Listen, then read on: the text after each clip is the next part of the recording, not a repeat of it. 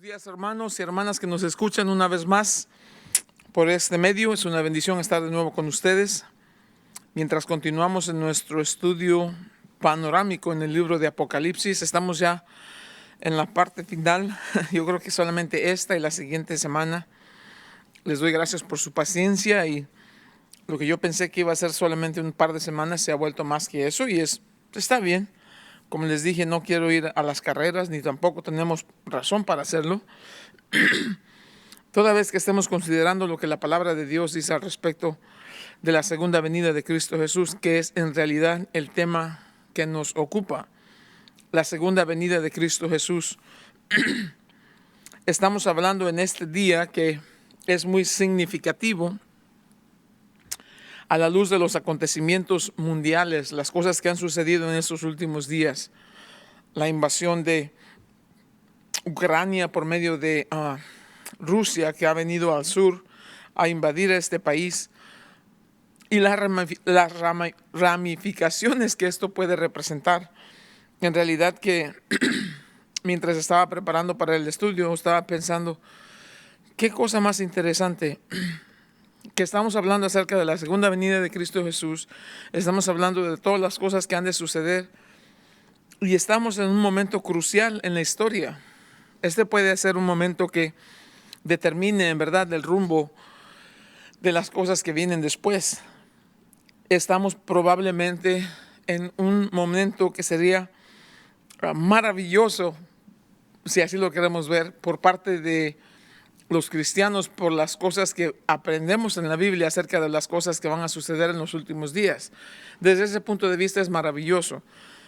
No es maravilloso desde el punto de vista en que hay mucha gente que sufre, hay mucha gente que han muerto, y parece que esto no va a terminar pronto, y pedimos a Dios que tenga misericordia de la gente allí en Ucrania, particularmente porque hay muchos cristianos, y aunque no, de todos modos debemos pedir por misericordia para que Dios intervenga de manera divina, de manera poderosa, y ponga un fin, ponga un alto a estos ataques, no solamente ahí en esa región, pero también hemos escuchado el conflicto entre China y Taiwán, y todas estas cosas que, como les he venido diciendo, solo toma un evento, un acontecer para que se disparen otros más, y veamos estas cosas que la Biblia nos ha dicho por muchos años, y que sin embargo mucha gente cree que son ficción, que son un cuento. Qué lejos de la realidad están, porque así como la Biblia dice, están sucediendo estas cosas. ¿Qué pasaría hoy en día si escuchamos que Rusia no se detiene en Ucrania, pero que siguen más hacia el sur y más hacia el sur hasta llegar a Israel? Que Israel posee una de las más grandes reservas naturales de petróleo y también de gas natural. Imagínense lo que eso significaría. Y podría darse el caso, pero debemos mantenernos orando y debemos mantenernos despiertos. Padre, en el nombre de Jesús, Señor, te doy gracias por esta mañana, Dios, por tu presencia con nosotros, por tu palabra, Dios, por tu plan y por el poder que tienes para hacer que todas estas promesas se cumplan, Señor, que estas profecías se cumplan. Muchas de ellas se han cumplido ya, y muchas de ellas se van a cumplir delante de nuestros propios ojos, posiblemente en nuestra vida, en nuestro tiempo aquí, tal vez después. Pero sea cual fuera el caso, Señor, te pedimos que nos enseñes a estar listos, como si estas cosas se fuesen a cumplir hoy, que estemos siempre preparados y que estemos dispuestos, Dios, a decirte sí. Ven, Señor Jesús. Eso significa que estaríamos listos. Así que, Señor, enséñanos esta mañana mientras continuamos en nuestro estudio a través del libro de Apocalipsis. Háblanos, recuérdanos las cosas que quieres que recordemos. Enséñanos a aplicar las cosas que debemos aplicar, a cambiar lo que tengamos que cambiar, a adoptar lo que tengamos que adoptar, a deshacernos de lo que tengamos que deshacernos, para que estemos listos a la hora que tú vengas por nosotros, o ya sea que nos llames a estar en tu presencia. Bendito seas, pues, Dios, te alabamos y bendecimos en el nombre de Cristo Jesús. Amén. Entonces, ¿qué es lo que les estaba diciendo? Lo que hemos visto en estos últimos días, el acontecer mundial y las cosas que están sucediendo, nos hacen más precavidos acerca de cómo vamos a vivir. Perdónenme si me escuchan que estoy así como medio enredado. Tengo un problema con una en mi dentadura y me es a veces difícil pronunciar las palabras en estos días. Por favor, perdónenme por eso, pero lo digo solamente para que sepan y no vayan a pensar que estoy tomando alguna cosa o algo así por el estilo. Capítulo 19 en el libro de Apocalipsis, vamos a comenzar capítulo 19 y 20, y vamos a hablar acerca de las cosas que van a suceder cuando ya el Señor abrió los 7 sellos, las 7 trompetas han sonado, las 7 copas de la ira de Dios se han derramado, y ahora viene lo que es la cúspide, el clímax de todo lo que dice el libro de Apocalipsis acerca de la segunda venida de Cristo Jesús, el momento esperado por todos los cristianos, el momento que tantos profetas hablaron y profetizaron acerca de este evento y que sin embargo nunca lo vieron. Tantos versos que mencionan este acontecer de cuando Jesús venga por segunda vez. La primera vez vino como un bebé primero, vino como un siervo, como el Cordero de Dios que se ofreció en sacrificio para llevar nuestros pecados a la cruz. Se humilló, la Biblia dice, se hizo obediente hasta la muerte y muerte de cruz. Esa fue la primera vez que Él vino. La segunda vez que Él venga no va a ser así. Va a venir en el resplandor de su gloria, en la majestad de su reino.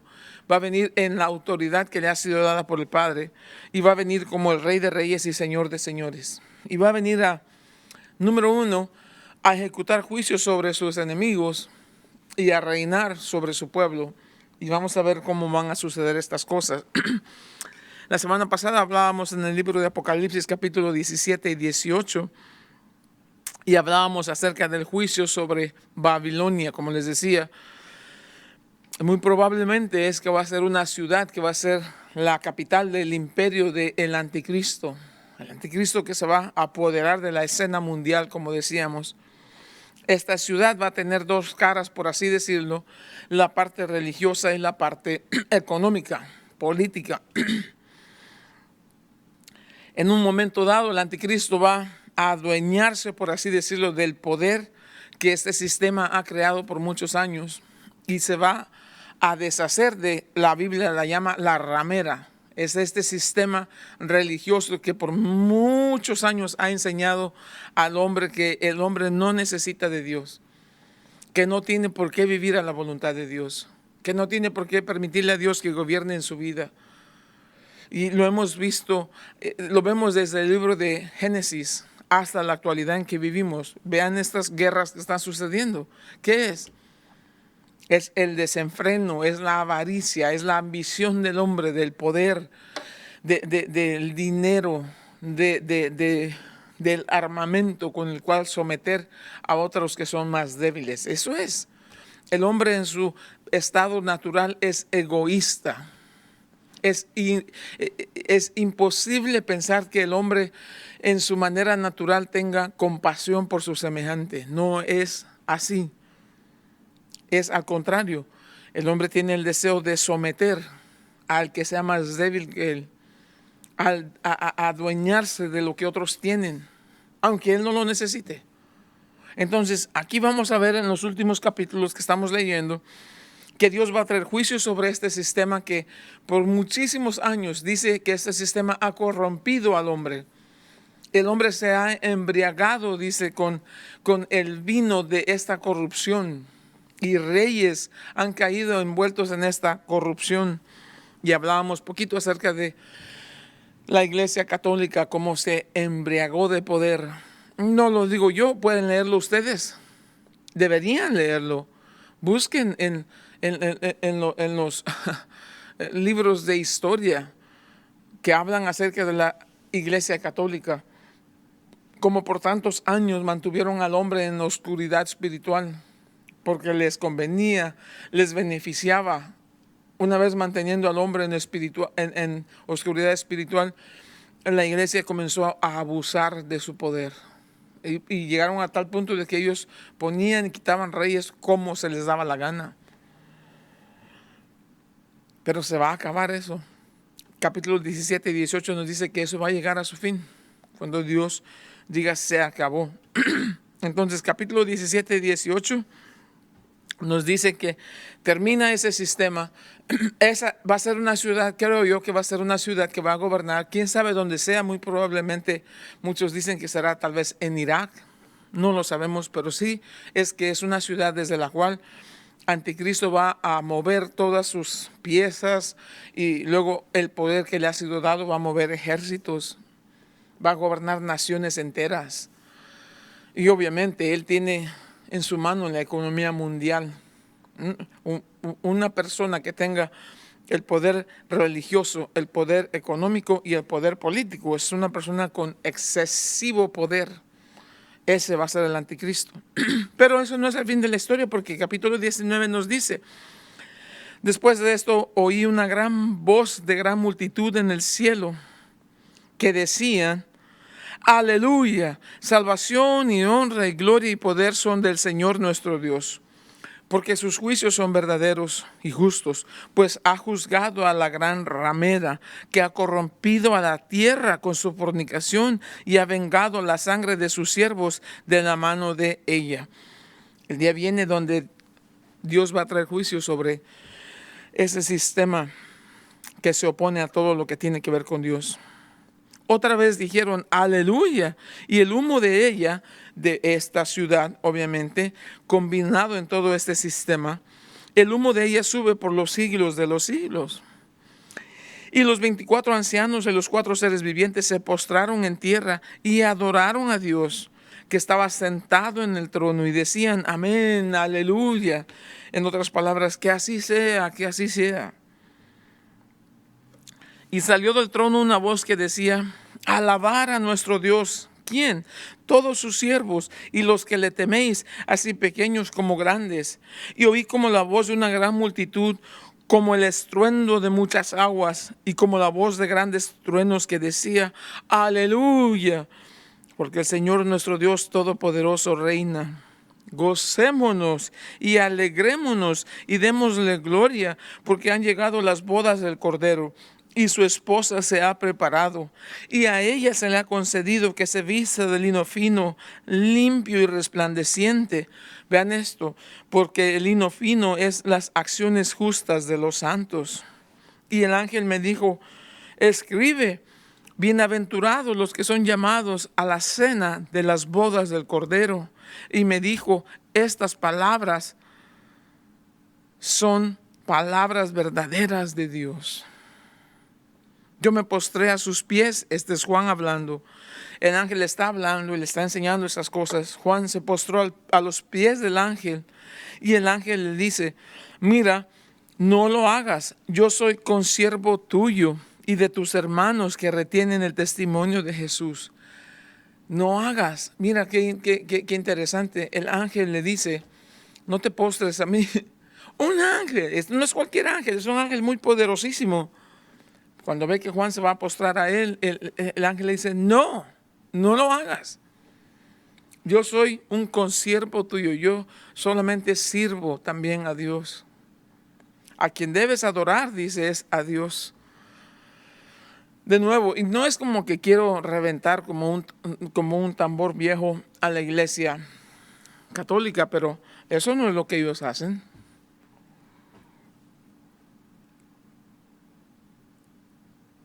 Ese hombre que se pone el título de papa, yo no lo llamo papa porque no es mi papa. Ese hombre, donde quiera que va, demanda adoración. Y aunque no diga adóreme, lo permite. Lo que es blasfemo delante de Dios. No, adora a Dios, porque el testimonio de Jesús es el espíritu de la profecía. Ahora vean, comenzando en el verso 11. Si le dan vuelta a su Biblia al capítulo 16, verso 16, Apocalipsis 16, 16. Esto es lo que dice. Voy a leer el 15 y el 16. Apocalipsis 16:15 dice, he aquí, yo vengo como ladrón.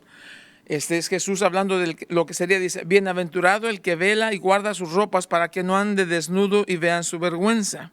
Verso 16, y los reunió en el lugar que en hebreo se llama Armagedón. En el valle de, en Israel, a las afueras hay este valle que se llama el valle de Armagedón. En este valle se van a reunir los ejércitos del mundo, convocados por Anticristo. ¿Por qué? Porque ya es la segunda parte de la gran tribulación. ¿Cuántos años? 7 años de tribulación. 3 años y medio, Anticristo va a mantener las cosas en paz, si así lo queremos ver, en paz. Una paz falsa, pero en paz con el pueblo de Israel. 3 años y medio y se va a declarar que Él es Dios. De hecho, se va a meter al templo que ya está construido para ese tiempo y va a demandar que le adoren en el templo como que Él es Dios. En ese momento el pueblo de Israel van a abrir los ojos y van a reconocer que han hecho un gravísimo error y van a comenzar a huir.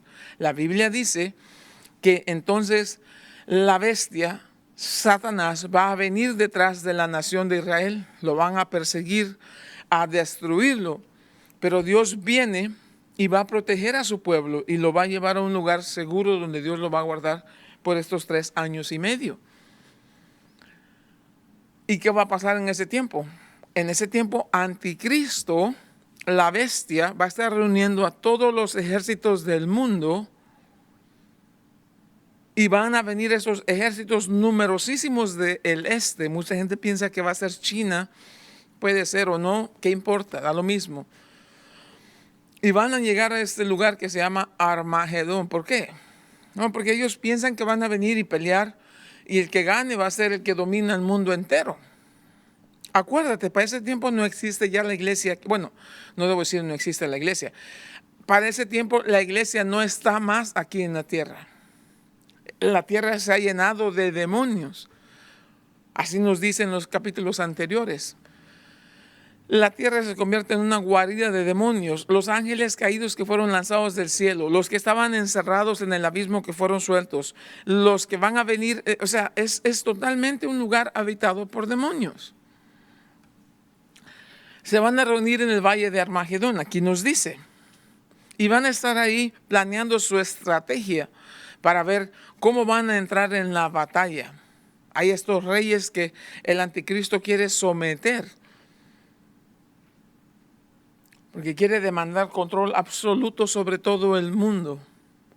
De ese verso que estamos leyendo, capítulo 16, verso 16, tendríamos que saltar directamente al capítulo 19, verso 11.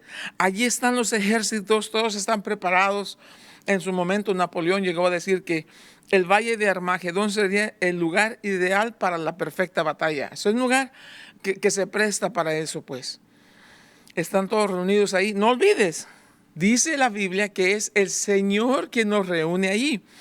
Ellos piensan que de su propia voluntad han llegado ahí. La Biblia dice no, es Dios que los pone ahí. ¿Por qué los pone ahí? Escucha lo que va a pasar. Para que nunca se nos olvide que no importa qué tan difícil se ponga, Dios es soberano. Que no importa qué ejércitos amenacen con qué, Dios es soberano. Que no importa qué nación sea fuerte y poderosa, Dios es soberano. Que nada escapa al control absoluto de nuestro Dios que es soberano. Capítulo 19, verso 11. Están todos los ejércitos reunidos en el valle de Armagedón. En ese momento, verso 11 dice esto. Entonces vi el cielo abierto y aquí un caballo blanco. Ahora ves otro caballo blanco, no como al principio. Un caballo blanco y el que lo montaba se llamaba Fiel y Verdadero. Y con justicia juzga y pelea. Es diferente del primer caballo blanco que veíamos, ¿verdad? Los ojos de este que se llama Fiel y Verdadero, los ojos de él eran como llamas de fuego, y en su cabeza muchas diademas, y tenía un nombre escrito que ninguno conocía sino él mismo. Estaba vestido de una ropa teñida en sangre, y su nombre es el Verbo de Dios. Y los ejércitos celestiales, vestidos de lino finísimo, blanco y limpio, le seguían en caballos blancos. De su boca sale una espada aguda para herir con ella a las naciones, y él las regirá con vara de hierro, y él pisa el lagar del vino del furor y de la ira del Dios Todopoderoso. ¿Qué es un lagar? En ese tiempo se cosechaban las uvas y se traían a este lugar que por lo regular habían construido sobre una plataforma. Era una caja de madera bastante de diferentes tamaños, como un cuadro de madera. Ahí venían con los racimos de las uvas y vaciaban las uvas ya maduras en ese cuadro que se llamaba lagar. Por un lado tenía un pequeño orificio donde caía el jugo de esas uvas que estaban tirando en ese lagar. Ya que habían traído las uvas y se había llenado ese cajón, se subían entonces y con los pies iban a estar aplastando las uvas.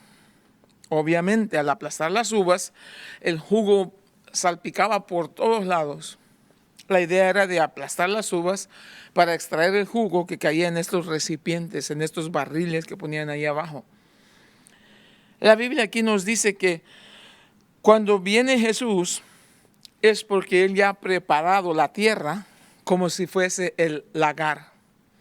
Él ya ha puesto en esa caja la cosecha, en este caso, los malvados, quien Él va a deshacer. Mira lo que dice aquí.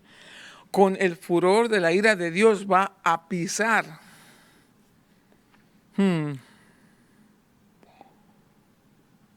Te puedes imaginar su vestidura blanca, pisando esas uvas lleno de ese jugo, y ya no se va a mirar blanco, sino se va a mirar de ese color del vino. Esa es una manera figurada de hablar. ¿Por qué? Porque mira lo que dice aquí. Y en su vestidura y en su muslo tenía escrito este nombre: Rey de Reyes y Señor de Señores. Y vi un ángel que estaba en pie en el sol y clamó a gran voz diciendo a todas las aves que vuelan en medio del cielo: venid y congregaos a la gran cena de Dios, para que comáis carnes de reyes, de capitanes, carnes de fuertes, carnes de caballos y de sus jinetes, y carnes de todos, libres y esclavos, pequeños y grandes. Viene el Señor.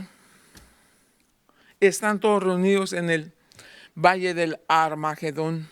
Muchas veces se conoce como la batalla de Armagedón. No hay batalla, porque el Señor no tiene que pelear con ellos, sino que el Señor les va a destruir, y ya nos dijo, con su palabra.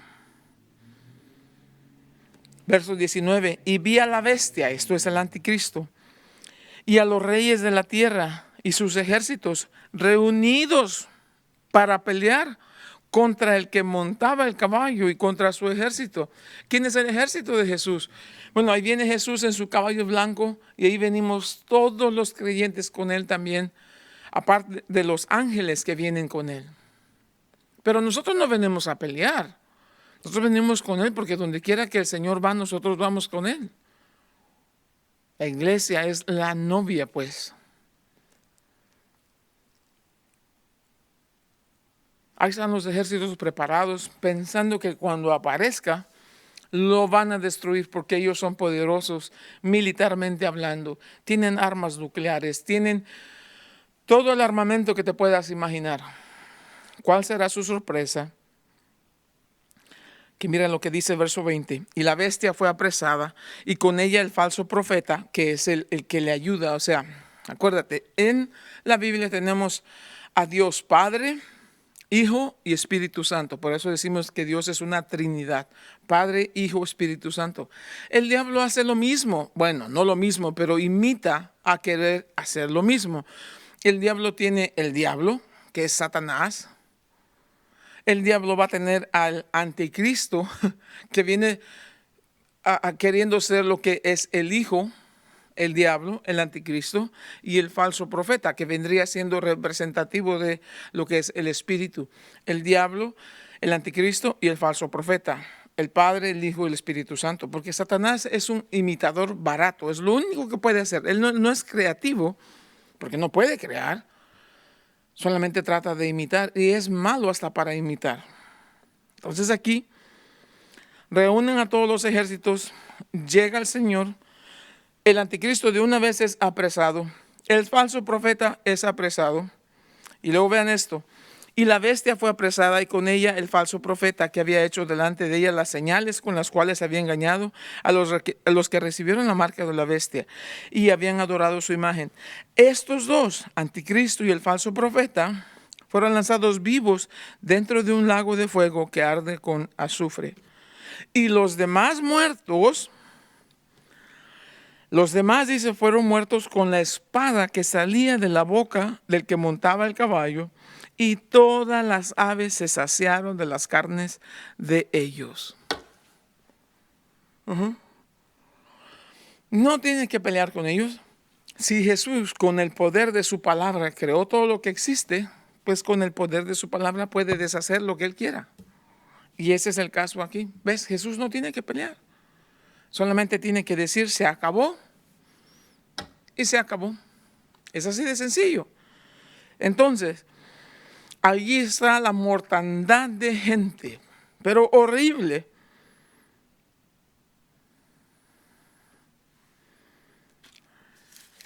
En el libro de Zacarías, me encanta la profecía.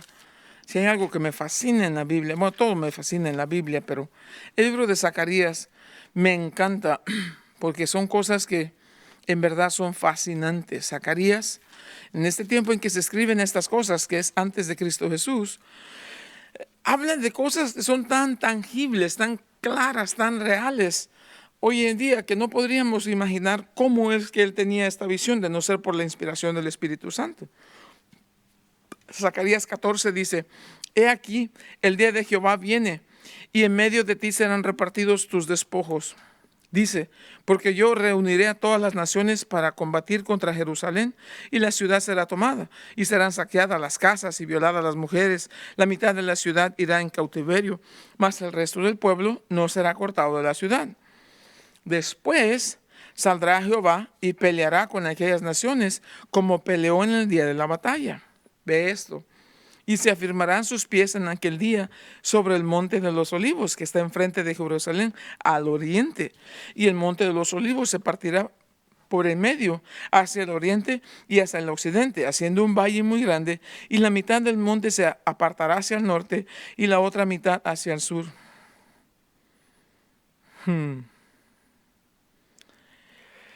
Acontecerá en ese día que no habrá luz clara ni oscura. Será un día el cual es conocido de Jehová, que no será ni de día ni de noche, pero sucederá que al caer la tarde habrá luz.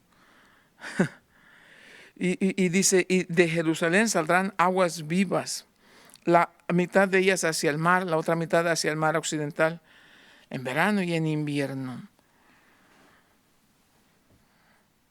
Y luego habla de las cosas que van a suceder, dice, y esta será la plaga con que herirá Jehová a todos los pueblos que pelearon contra Jerusalén. Vean esto, estamos hablando en Apocalipsis, pongan atención. La plaga con que herirá Jehová a todos los pueblos que pelearon contra Jerusalén. La carne de ellos se corromperá estando ellos sobre sus pies, y se consumirán en las cuencas sus ojos, y la lengua se les deshacerá en la boca. Y acontecerá en aquel día que habrá entre ellos gran pánico enviado por Jehová, y trabará cada uno de la mano de su compañero, y levantará su mano contra la mano de su compañero. Jehová peleará, dice, contra todos ellos. En ese día van a ser reunidas las riquezas de todas las naciones de alrededor, oro, plata, todo. Así también será la plaga de los caballos, de los mulos, de los camellos, de los asnos, de todas las bestias que estuvieran en aquellos campamentos. Yo no me puedo imaginar lo gráfico, lo drástico, lo doloroso que va a ser ese día. Que la gente esté caminando y la carne se les esté cayendo. Que la gente vaya en una dirección y los ojos se les caigan. De regreso a Apocalipsis mejor.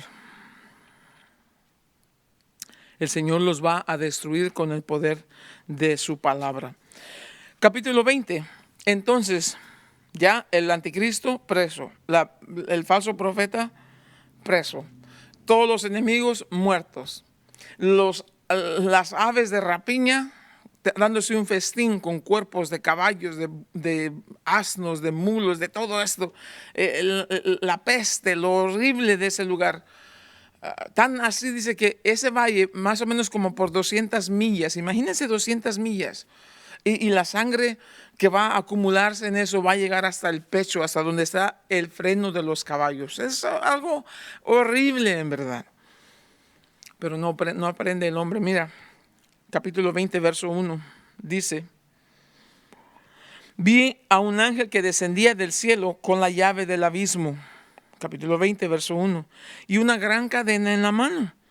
Y prendió al dragón, la serpiente antigua, que es el diablo y Satanás, y lo ató por 1000 años. Siempre me llama la atención de estas iglesias que se la pasan atando a Satanás. Se la pasan reprendiendo a Satanás. Te reprendo, Satanás. ¿Qué vas a reprender de nada? No. Atamos al demonio. ¿Qué van a atar? No atan nada. Y si lo atan, lo han atado con una cadena muy larga porque sigue haciendo sus destrozos. No, aquí en este día sí. Pero este es un ángel que desciende del cielo. Y él tiene la llave del abismo. Y él tiene una cadena en la mano. Y va a arrestar a Satanás, por así decirlo. Y lo va a encerrar por 1000 años. Vean esto. Verso 3, y lo arrojó al abismo y lo encerró y puso su sello sobre él para que no engañase más a las naciones hasta que fuesen cumplidos 1000 años. Y después de esto debe ser desatado por un poco de tiempo. Y vi tronos y se sentaron sobre ellos los que recibieron facultad de juzgar. Y vi las almas de los decapitados por causa del testimonio de Jesús y por la palabra de Dios. ¿Por qué decapitados? Porque se entiende que en ese tiempo, aquellos que fueron a la iglesia, aquellos que asistieron de repente, pero que nunca entregaron su vida a Dios, aquellos que juegan a la iglesita, aquellos que creen que por tener una Biblia bajo el brazo y entrar a algún servicio de vez en cuando, que ya son cristianos. Aquellos que jugaron con las cosas de Dios, pero nunca fueron serios, un compromiso serio de obedecer, de servir a Dios. Aquellos van a despertar una horrible realidad, porque el Señor vendrá por su iglesia fiel, y será arrebatada su iglesia. ¿Y quiénes van a quedar acá? Una gran cantidad de pseudo cristianos que se llamaban cristianos pero que nunca lo fueron. ¿Cómo sé? Porque el Señor Jesús les va a decir: apartaos de mí, no os conocí nunca. Entonces, ¿qué quiere decir esto? Que dentro de la congregación hay muchísima gente que se pasan sentados en la silla y nunca en verdad entregaron su vida seriamente a Jesús para que fuera el Señor. Quieren a Jesús que sea como un seguro contra incendios. Es decir, les atrae la idea de que Jesús los puede guardar del fuego del infierno, pero no les parece la idea que Jesús debe gobernar en el trono de su corazón. Y son dos cosas muy distintas. El Señor dice: ¿por qué me dices Señor, Señor, y no haces lo que yo os digo? ¿Qué va a pasar entonces? Muchos de ellos se quedaron aquí después del rapto y van a llegar a la realidad de que hicieron muy mal. Ahora va a venir Anticristo y les va a decir: bueno, todos en esta ciudad, a manera de que puedan comprar o vender, tienen que recibir la marca de la bestia. Como ellos ya saben estas cosas, porque en algún momento las escucharon, aunque nunca las obedecieron, van a decir: no podemos hacer eso. El que reciba la marca no va a entrar al cielo jamás. Y no es la marca, es una actitud del corazón, de querer salvar el propio pellejo con tal de no servir a Dios, de no humillarnos delante de Dios. Entonces, esas personas que se quedaron acá van a decir no. Y entonces van a ser puestos en esta condición: a menos que no recibas la marca, te vamos a cortar la cabeza. Ahora sí, con su propia sangre y su propia vida van a tener que sellar lo que hoy podrían hacer por fe. Mira, en el nombre de Jesús, y ya sabes que te amo mucho, No juegues con tu salvación. No juegues con la salvación que Jesús te ofrece. Jesús vino del cielo a la tierra, de la tierra a la cruz, de la cruz a la sepultura, de la sepultura al cielo otra vez. Y todo eso que hizo fue para salvarte de la condenación eterna que viene sobre este mundo. Es insensato que, sabiendo las cosas como Jesús nos dice en su palabra, estemos jugando con una salvación tan grande. Es insensato que tomemos la gracia de Dios como una licencia para hacer lo que se nos da la gana. Si fuera así el caso, te vas a quedar. En el rapto de la iglesia no vas a estar. Vas a tener que ofrecer tu cabeza. Te van a decir, te vamos a cortar la cabeza. Aquí está diciendo. Bueno, ni modo, que te corten la cabeza. Ojalá. Y te pongas a cuentas con Dios. Dice el Señor, venir ahora y estemos a cuenta. Si tus pecados fueran como la roja grana, como la blanca nieve, serán emblanquecidos. Llama al Señor, dice Isaías. Clama a Dios mientras puede ser hallado. Busca al Señor. Y no confíes en tu corazón. Jeremías dice, engañoso es el corazón, vil, mentiroso. Así que ahí están las almas de los decapitados,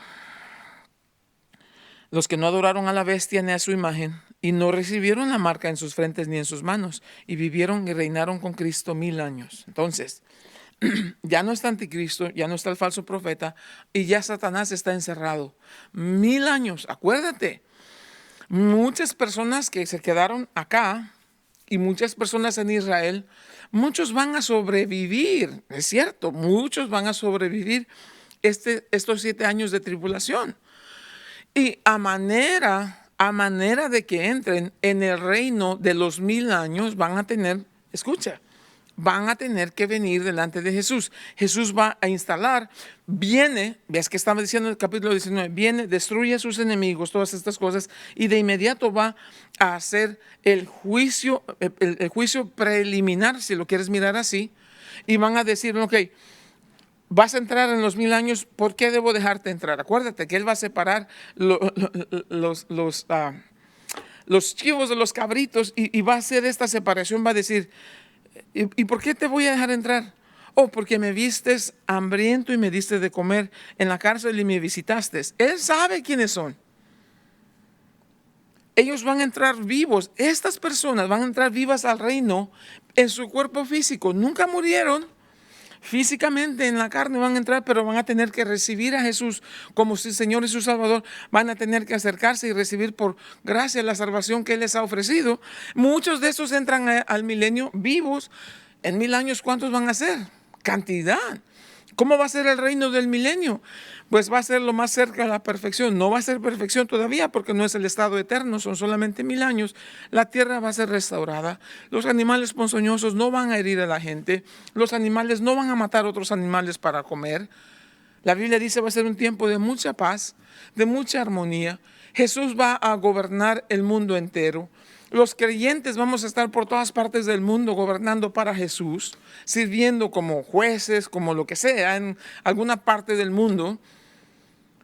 Y esos 1000 años, muchísima gente van a reproducirse en ese milenio. En condiciones normales, dice que un niño va a llegar a la edad de 100 años y van a decir, pues este niño, y si alguien muriera, y parece ser que no van a morir, si alguien muriera en ese tiempo de edad de 100 años, diría, ay, qué lástima, un niño era. Pero parece ser que nada de estas cosas van a suceder. Va a haber sanidad para todos. Va a haber justicia. El que haga mal va a ser juzgado severamente, con vara de hierro, dice aquí. Entonces, estas personas por los 1000 años van a estar ahí. ¿Y qué va a pasar? Mira lo que dice. Verso 5. Los otros muertos no volvieron a vivir hasta que se cumplieron 1000 años. Esta es la primera resurrección. Bienaventurado y santo el que tiene parte en la primera resurrección. La segunda muerte no tiene potestad sobre estos, sino que serán sacerdotes de Dios y de Cristo y reinarán con él 1000 años. ¿Ok? Cuando los 1000 años se cumplan, Satanás será suelto de su prisión y saldrá a engañar a las naciones que están en los 4 ángulos de la tierra, a Gog y a Magog, a fin de reunirlos para la batalla, el número de los cuales es como la arena del mar. Y subieron sobre la anchura de la tierra y rodearon el campamento de los santos y la ciudad amada y de Dios descendió fuego del cielo y los consumió. Y el diablo que los engañaba fue lanzado en el lago de fuego y azufre, donde estaban la bestia y el falso profeta, y serán atormentados día y noche por los siglos de los siglos. Terminan los 1000 años y van a soltar a Satanás. ¿Y qué va a hacer Satanás? Viene a donde está esta gente que se han estado reproduciendo durante 1000 años y los va a volver a engañar y le van a decir, ¿en serio quieres seguir viviendo bajo el dominio de Jesús? ¿Te vas a dejar que te gobierne? ¿Te vas a dejar que te diga no a lo que Él dice no y sí a lo que Él dice sí? ¿Te vas a dejar? Y mira qué engañoso es el corazón. Ahí te das cuenta que los problemas del hombre no están en el medio ambiente en el que vive. Los problemas del hombre no son el gobierno que tiene. Los problemas del hombre no es la educación buena o mala que ha recibido. Los problemas del hombre no es la economía. El problema del hombre es el corazón. 1000 años viviendo de manera semi perfecta, si así lo queremos ver. Solamente para escuchar del diablo y hacerle caso al diablo y rebelarse contra Jesús. Y dice, lo quieren derrotar. Dios no lo va a permitir, obviamente, va a caer fuego del cielo y los va a eliminar a todos. ¿Qué pasa? ¿Ves? El problema del hombre es en el corazón. El hombre le echa la culpa a lo que sea, no.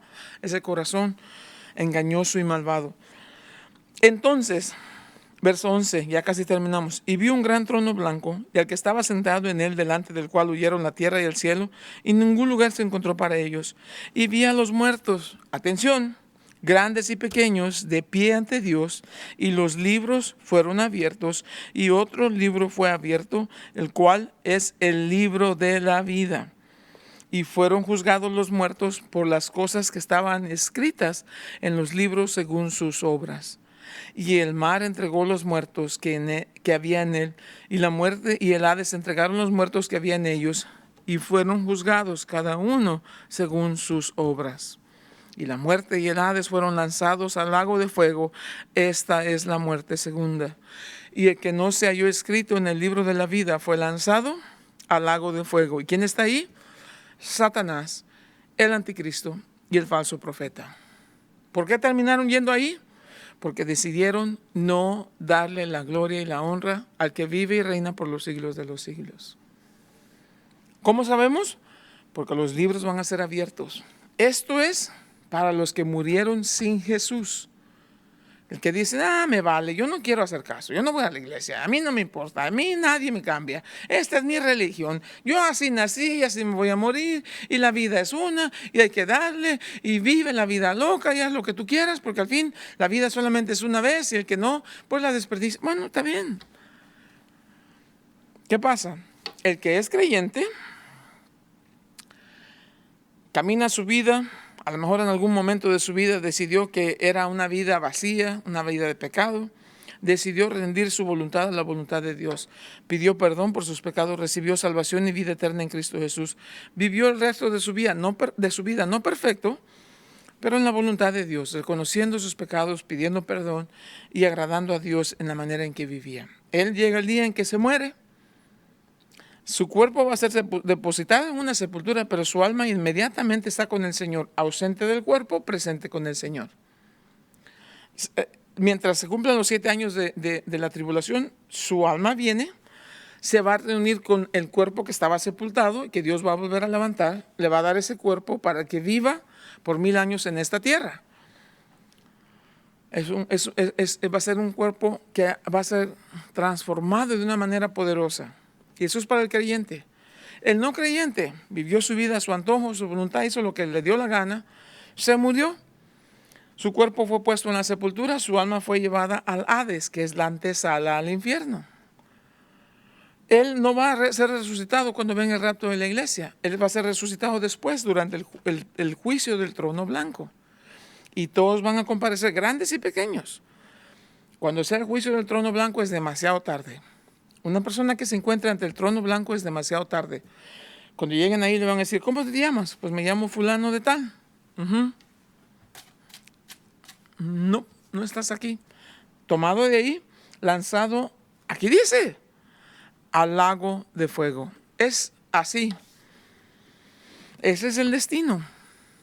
Dos locaciones distintas, dos finales distintos, muy distintos, dos vidas completamente distintas.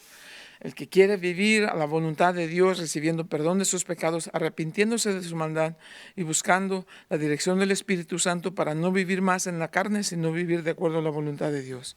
El que vive como si Dios no existe y le vale un comino, no quiere hacer caso de Dios y va a derrochar su tiempo, te va a encontrar una gran sorpresa, que su nombre no fue escrito en el libro de la vida y por tal motivo va a ser lanzado al lago de fuego.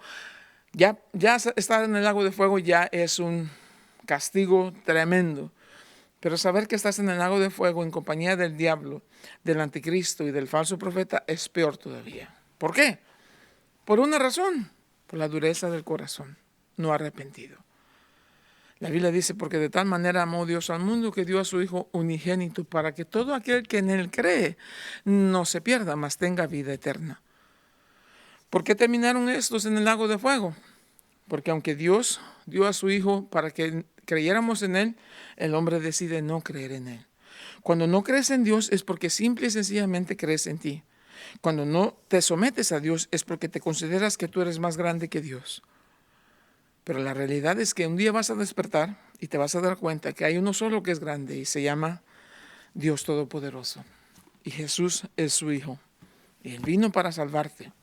¿De qué? De tu pecado, de tu maldad, del mundo, de Satanás. Pero peor de todo, vino a salvarte de ti mismo. Tú eres tu peor enemigo. Si te has estado engañando a ti mismo de que tú puedes y que tú te las arreglas y que tú sabes, si te mueres hoy, vas a pasar el resto de la eternidad en el infierno. Pero si reconoces que estás en pecado y quieres en este día arrepentirte de tu maldad y pides perdón, en el momento vas a ser perdonado. Lavado con la sangre preciosa de Cristo Jesús, y escrito tu nombre en el libro de la vida. Una vez que lo escriben en el nombre del libro de la vida, nunca más será borrado. Y pase lo que pase, cuando vengan todas estas cosas, aunque mueras aquí, un día resucitará tu cuerpo, serás reunido con tu alma que viene del cielo a estar con Jesús y vas a vivir en la presencia de Dios por todos los siglos de los siglos. Después de los 1000 años, se destruye toda la tierra, se destruye todo esto y aquí viene el cielo nuevo, tierra nueva. Eso nos va a ocupar la próxima semana. Padre bendito Dios, en el nombre de Jesús te damos gracias por tu bondad y tu misericordia. Bendito seas Dios, que tu nombre sea honrado y glorificado en todas las cosas. Padre, te pido por aquellas personas que tal vez están escuchando, que no han rendido su vida a ti, que se den cuenta de la realidad. Si mueren sin ti, van a pasar la eternidad sin ti. Pero si se arrepienten de su maldad y claman a ti para recibir perdón de sus pecados, tú eres justo, tú eres fiel, tú eres justo para perdonar y la sangre de Jesús nos limpia de toda maldad. Padre, te ruego por esas personas donde quiera que estén, que se sometan, que se acerquen a Jesús, que confiesen sus pecados y que reciban en Cristo Jesús y por fe en su nombre salvación y vida eterna. Porque hay un solo Salvador y su nombre es Cristo Jesús. Hay un solo camino, Cristo Jesús. Hay una sola verdad, Cristo Jesús. Y hay solamente vida en Cristo Jesús, que es la resurrección y la vida. Él nos los dijo, nosotros lo creemos y que sea así. Y lo único que vamos a poder decir, amén, que se haga tu voluntad. En el nombre de Cristo Jesús. Amén.